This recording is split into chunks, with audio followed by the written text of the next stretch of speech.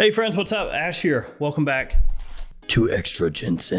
Today I'm going to be taking a look at 3 new fragrances from Michael Malul. So fair warning here, I am biased. Why am I biased? You probably know, but in case you don't, I have teamed up with Michael Malul to release my own fragrances. So here's Blue Ridge, here's Terra Nova, and here's Jet Black Enigma. I had to grab it. These 3 fragrances I creatively directed from start to finish. So yeah, obviously I work with Michael Malul. I know every person over at Michael Malul and I love them. They're cool people. But still yet, I did want to talk about these new fragrances that have come out. Rose and Honey, Amber and Smoke, Agar and Myrrh. So these 3 new ones just dropped, and actually I smelled these and checked out the presentation and everything else when I took my trip up to Columbus last year. So let's jump into it, let's talk about them.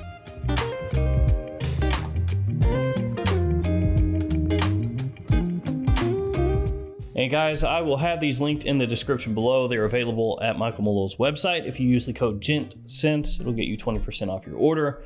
These ones go $120 retail, so after my code, it would be 96, so just under $100 each. And until the end of April, Michael Malul is doing free international shipping. Will it continue on after that? Don't know, but it's there right now. Alternatively, if you're in the US, you can find these at Perfumania stores and fragrance outlet stores, just like you can my fragrances, so you can stop in and check them out yourself. So just in the time that I've been working with people at Michael Malul, there have been huge, in my opinion, strides forward in fragrance quality and overall fragrance creation and presentations, the whole deal. All right, let's really quickly just take a look at the presentations here. I'm not going to spend too much time on that because otherwise this is going to take forever. And actually, all 3 of these fragrances were done by perfumers that I have worked with in fragrances that I released. Ilias Armenides did 2 of these, and he did Jet Black Enigma for me. All right, first up, let's take a look at Agar and Myrrh. So you have on the front here an outline of the bottle, name of the fragrance, name of the house, sizing, concentration. It's Eau de Parfum, name of the house up top. On the back, you have your note breakdown, and then on the bottom, your barcode. And here's the bottle for that one. It's that kind of color scheme you would think of for an oud-based fragrance, gold with black. Then Amber and Smoke. Again, you have the same information on this one on the front. Love the look of it. Same up top, same on the back. And then here's this one, obviously the gray, giving you that kind of smoke feeling. And then Rose and Honey, which this one I think pops the most of the other 2 just because it has more color going on there. And the same deal, you know, name of the house up top, notes on the back, and then the bottle, this really nice pink color. So those are the presentations. Again, I think they look really nice. Line them up next to each other. It's clean, looks good. Now let's talk about the fragrances themselves, because of course that's the most important part. Again, my personal opinion is that the fragrances that Michael Malul is releasing have gotten better and better and better.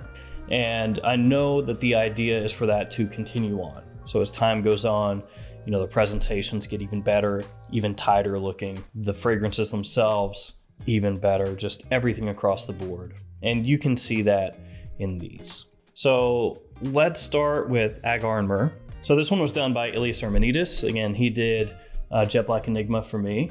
So I'll read you guys the note breakdown here. It's pretty easy. It's right on the back of the box. A top of Freesia, Mandarin, and Cassis leaves. A mid of Molten Myrrh, Cistus Labdanum, and Gurjun Balsam. And a base of Patchouli, smoked Agarwood, and Sandalwood. So I'm going to do something that I'm not a massive fan of, just to help you kind of get an idea of how these smell, how these come across. I'm going to compare them a little bit to other popular fragrances that maybe you have smelled. That way you get an idea of like what family or what style these are in. So Agar and Myrrh, to me, this one is kind of like a more wearable, more approachable kind of fragrance in the style of something like a Nasamato Black Afghano or Gucci Intense Oud, something along those lines, only with more, again, wearability in mind. This one has a really nice spiciness to it, not overdone. It's got a little sweetness in there, of course, from the resinous notes that's going to help offset the oud in here a little bit. Great scent for fall and winter time. Going to be maybe a little more of an evening scent for most people just because of the makeup of the fragrance itself, but smells fantastic. And for the quality, you know, under $100, that's really nice. Oh, and I guess I need to spray some of these out. Didn't think to do that before when I was doing the presentation. So here we go. We'll share a couple sprays of this one. As you can see, pressurized atomizer. I think pretty much the same atomizer that Raja Parfum uses. So yeah, this is along those lines of those fragrances that I told you before, like in that style, in that wheelhouse. And of the three, I would say this one is probably my favorite. This is the one that I myself would reach for the most. As I understand it, it's not the tip-top bestseller of these right off the top. We'll get to that one in a second, but absolutely great. Let's do Rose and Honey next, because that's the next box that I have right here. So again, note breakdown real quick for you. Off the top, strawberry, tangerine, and peach skin. In the mid, rose petals, cashmerean, and honey. And then in the base, vetiver, amber, and white caramel. Technically amber musk, it says. So in case it wasn't obvious enough, this is a feminine fragrance. This is absolutely a fragrance made for the ladies. Very fresh off the top. Not too heavy on the florals. I mean, yeah, there's a good amount of florals in here, of course. It is rose and honey, but a lot of those fresh fruits off the top help offset it a little bit so it doesn't go into like powdery territory, or at least not full on powdery.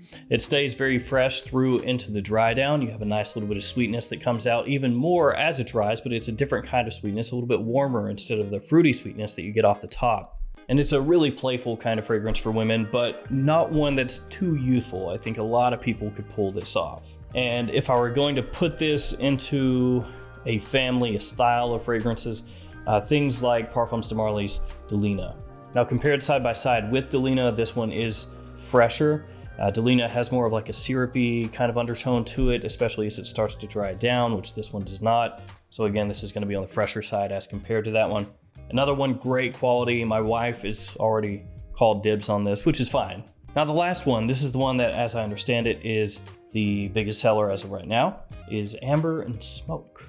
So this one has a top of saffron, a lemon zest, and orange blossom, a mid of amber resins, Egyptian jasmine, and tobacco leaves, and a base of sugared moss, pipe smoke, and pine woods.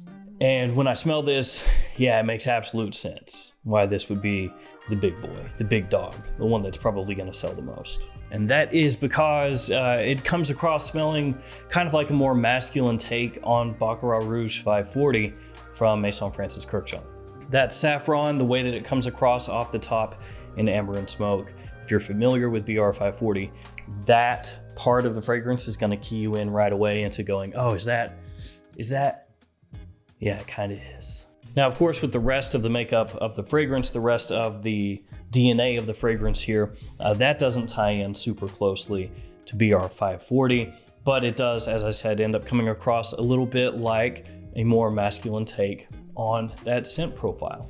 So it's got that kind of candy floss vibe to it, that cotton candy kind of vibe to it, that sugary BR 540 mixed together with these additional light smoky notes wafting throughout from the opening into the dry down, which ostensibly is where the name comes from, Amber and Smoke. Those bits working together are going to give you a different take on that family of fragrances.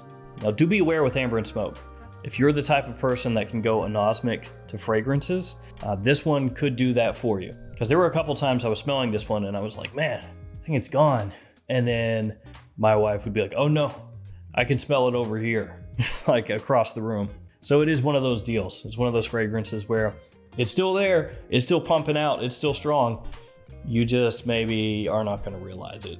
Of the three, if we're talking men's fragrances and you're looking for compliments, this would be the one I would point you to. But again, for me, my favorite is this one, especially at the price point and the other fragrances that are even close to how this one smells. This is what I'm going for. This is it. And then my wife is stealing this one, which is fine because she'll smell awesome. And then this guy, the most versatile of the bunch easily.